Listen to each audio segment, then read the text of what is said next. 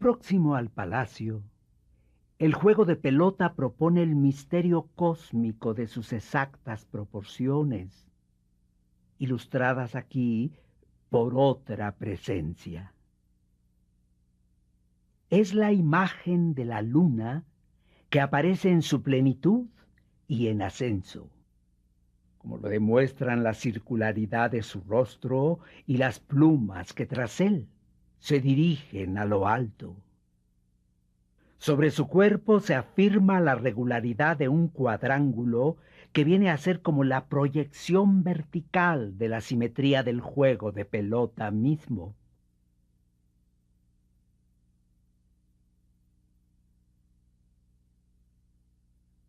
Así, el astro que con sus ciclos mensuales, sus crecientes, sus llenas, sus menguantes, crecientes y menguantes que se inician y acaban en un mismo punto y se repiten eternamente iguales, revela la naturaleza cíclica del tiempo todo.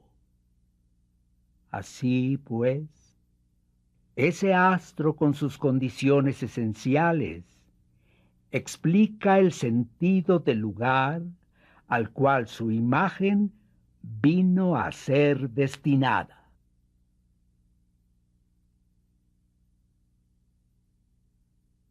Pero el centro fulgurante de la ciudad, con los 4 templos, el palacio, el juego de pelota, no surgió de pronto como de suyo. Siglos atrás, en una breve matriz territorial de apenas un par de kilómetros cuadrados, un reducido grupo de seres humanos que no alcanzaron a ser 7.000, entre adultos, niños, adolescentes, viejos, apoyado por la opulencia de la naturaleza, concibió la necesidad de fundar la ciudad. La misma condición de lo reducido de su número y la magnitud de su ambición lleva a pensar que, para consumar esta, los humanos no trabajaron por mandato de superiores jerarquías sociales, sino movidos todos por el gozo compartido de un propósito común. Al igual que el centro solar de Palenque, Pacal no surgió espontáneamente. Su cuerpo se gestó en el vientre de una mujer, quien lo puso al parirlo en los sucesivos ciclos innumerables del tiempo. Ella, al donarle el nacimiento y la muerte, lo hizo dueño de la sapiencia que habría de guardar y transmitirse para sus futuras existencias. ¿Acaso esta mujer sea la llamada Reina Roja y suyo el rostro de jade que la recuerda? Un dato fundamental: el templo de la Reina Roja está adosado al de las inscripciones. Todo así surgió originalmente de la madre, de la universalidad del principio femenino.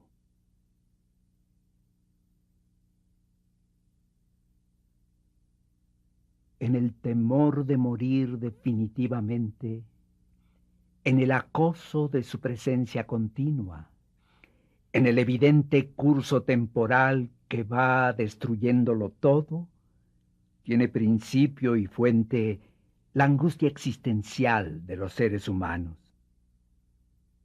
Inmerso en tal angustia, el espíritu de los mayas se concentró en el esfuerzo de buscar la manera de evitar la perpetuidad de la muerte y de resistir la aniquilante obra del tiempo. Y fue precisamente su concepción del tiempo el ámbito donde vino a encontrarla. En efecto, los mayas saben que el tiempo comenzó su transcurso a partir del cero de la nada preexistente, en un punto determinado al cual ha de volver para partir de nuevo en una sucesión de ciclos idénticos, en cada uno de los cuales deberán desenvolverse los mismos acontecimientos. Esa sucesión, pues, tiene comienzo, pero no tiene término. Así, en el caso de Palenque, el Pacal que mandó edificar el templo de las inscripciones, el que empezó a gobernar en el año 615, no es en modo alguno el primero ni será el último. Así lo prueban, en cuanto a los anteriores, las imágenes relevadas en las paredes del ataúd de piedra puesto bajo el templo mencionado, y los nombres conservados en el santuario del mismo. En cuanto a los futuros, las figuras menores visibles en los tableros de los distintos templos palencanos y las 9 figuras relevadas en estuco en las paredes de la cámara. Esta es la razón por la cual, en todos los casos, la imagen de Pacal es la de un hombre vivo.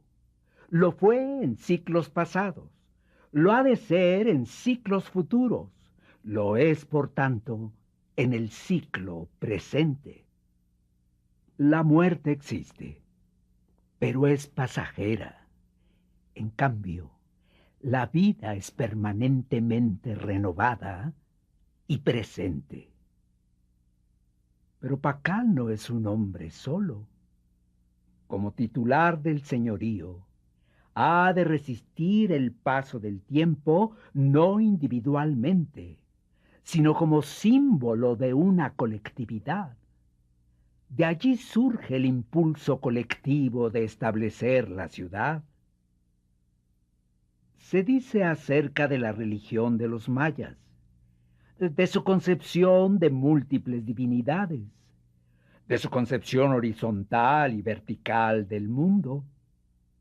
Nada de esto explica, por ejemplo, el porqué de la vida persistentemente representada en las imágenes de Pacal. No se relaciona ésta con aspectos religiosos, sino con largas y profundas lucubraciones filosóficas a propósito del hombre y del tiempo. Por lo demás, muy poco se ocupan los mayas en suponer o en explicar la posibilidad de una vida más allá de la muerte.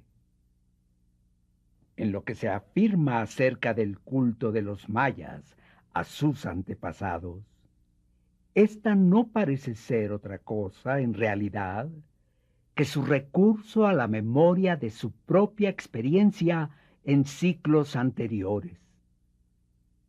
Para ellos, el desarrollo de la vida es siempre un fenómeno físico. Siempre es la misma vida de los mismos hombres en distintos ciclos temporales. Las ciudades, guareciéndose en las selvas, respirando en las cimas, haciendo florecer la llanura, tendiendo desde los cantiles la mirada sobre el mar, edificaron los mayas sus ciudades. Así se encuentran dispersas en Chiapas, Toniná, Bonampak y Axilán. Toniná, una inmensa plataforma, 2 grandes juegos de pelota, posibles entradas al mundo de abajo, lugar del pasajero sueño de la muerte que prepara la vida en el siguiente ciclo. Después, la montaña trepada por la ciudad. Pueblo de capitanes y soldados, revela en sus imágenes el sentido de la guerra en el antiguo México. No busca la muerte del enemigo, pretende su captura en combate para más tarde oficiar su divinización por medio del sacrificio. Así, al Señor que vence no se le llama el que mata, sino el que captura.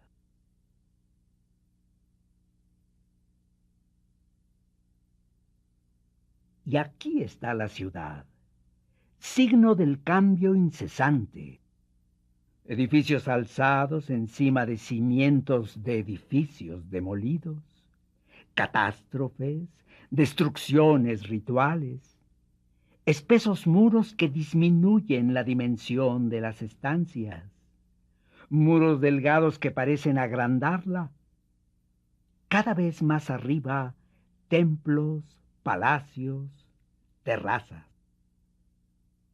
Oscuros túneles que apenas consienten el paso de un hombre, abiertas amplitudes, y todo relacionado, unido todo por incontable entretejimiento de escaleras, amplias unas y ostentosas, estrechas y humildes otras, escaleras que se niegan a ser vistas, escaleras que a ninguna parte conducen, que hacen imposible su recorrido.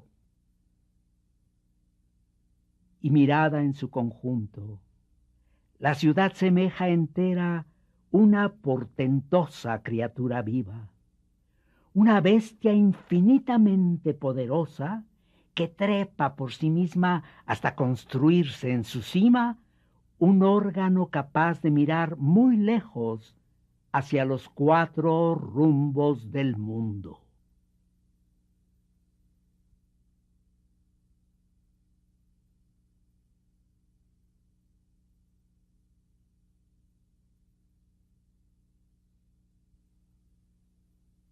Bonampak. En el flanco septentrional del valle de la Canjá se encuentran los restos de la ciudad ahora llamada Bonampak. Es un conjunto de edificios al estilo Usumacinta, sin importancia mayor en su apariencia, el más significativo de los cuales se designa como Templo de las Pinturas. El templo levanta su única planta sobre una plataforma de poca altura, situada en una colina artificialmente modificada, extremadamente modesto en su exterior, donde la fachada muestra apenas restos de esculturas en estuco, guarda en sus 3 estancias interiores el documento esencial para el conocimiento de la vida ceremonial de los mayas. Allí se muestran la transmisión del señorío, el comportamiento de las clases superiores, la guerra, que no es sino otra forma ceremonial, la música, los festivales, la danza, el sacrificio. Pero la maravilla de este documento, incluso más allá de su valor histórico y social, se revela en la supremacía del arte pictórica en que fue consumado. En efecto, limitadas por la exactitud del dibujo, las planas superficies se vivifican y refulgen alumbradas por la opulencia de masas de colores en diversas intensidades y matices.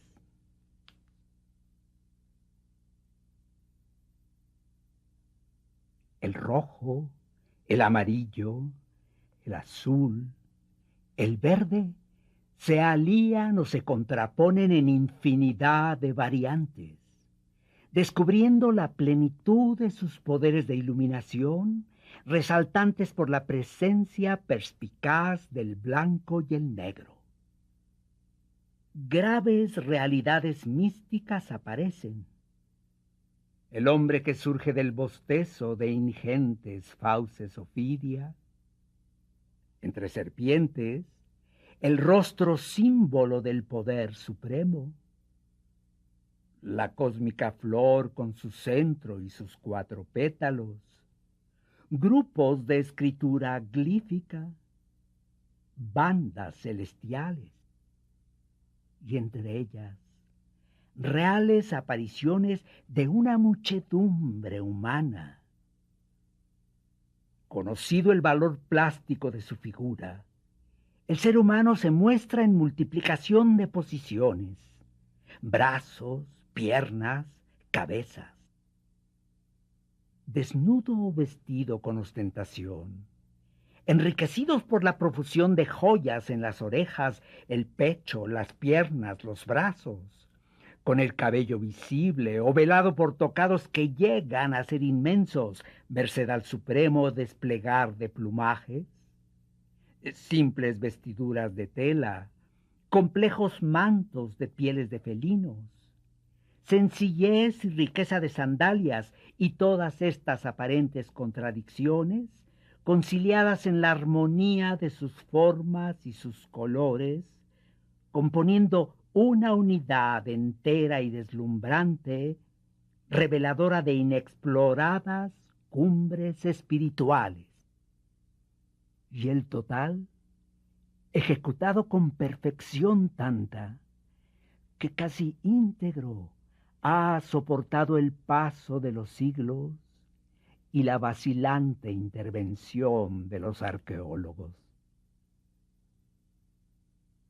Yaxchilán. Una vez dejado el río, para llegar a la ciudad es preciso recorrer un pasadizo subterráneo.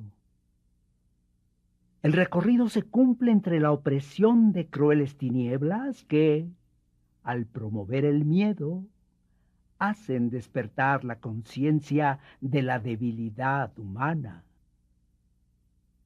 Pero la tortura del recorrido viene a equivaler al trabajo de un proceso de iniciación, solo preludio a la gozosa iluminación del iniciado. En efecto, al arribar a la súbita restauración de la luz, los ojos de éste, no habituados todavía, distinguen apenas la masa prismática de un edificio que le sugiere la traza de una fortaleza. Un punto más tarde adviene el prodigio. Aquí, entre el escándalo sensorial de la selva creciente, se abre una sucesión de colinas, de mesetas sobre las cuales echan raíces construcciones que, no se sabe cómo, obligan a mirar al cielo. Templos, palacios, descensos y subidas de escaleras, plazas, pórticos para ser cruzados. Edificios de tal inmensidad en su concepción espiritual que, comparado con ellos, el Partenón no pasa de ser una perfecta casa de muñecas. Y el iniciado piensa en sí mismo y advierte la completa ausencia de sus físicas necesidades. Ni hambre, ni sed, ni sueño. Desapareció la fatiga. A plenos poderes, todo él es comunión con lo no superable, liberación de los daños del tiempo, felicidad suprema. Grandes y numerosas, pues, fueron las ciudades mayas. Empero entre ellas, la de mayor significación es, sin duda, Palenque.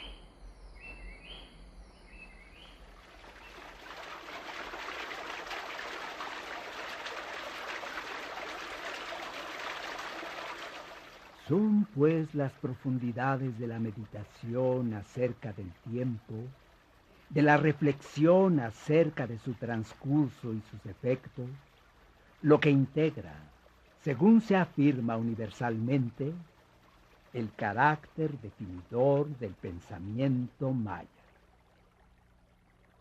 Los resultados de tal meditación se expresaron de continuo mediante la escritura plástica y jeroglífica de este pueblo. Sus conceptos se manifiestan en la escritura plástica mediante copiosa profusión de formas, múltiple sobreabundancia de elementos que a menudo se han juzgado ornamentales. Son partes de felinos, de sierpes, de aves, de criaturas vegetales, de objetos de materia inerte en apariencia. Si se examinan debidamente, se advierte que todos ellos constituyen signos de creación y evolución, de actividad vital, de vida que se desenvuelve hacia una perfección inalcanzada. Además, en la tradición plástica de la antigua cultura mexicana, es uso común el de representar cerrados los ojos de los muertos. Así, por ejemplo, en su fase original, la olmeca, se hallan los del rostro de la cabeza de Cobata, y en su fase culminante, la azteca, los del rostro de la gran cabeza de Coyolxauhqui en el Museo Nacional de Antropología. Vano será el esfuerzo de buscar un personaje palencano que tenga cerrados los ojos. Incluso la máscara preciosa que cubre el muerto rostro del gran señor tiene los ojos abiertos. De esta suerte, se ostenta en Palenque la lumbre cenital del pensamiento de aquellos hombres en su decisión de resistir la obra del tiempo. La existencia de la perenidad de la vida cíclica es demostradora de la inexistencia de la muerte.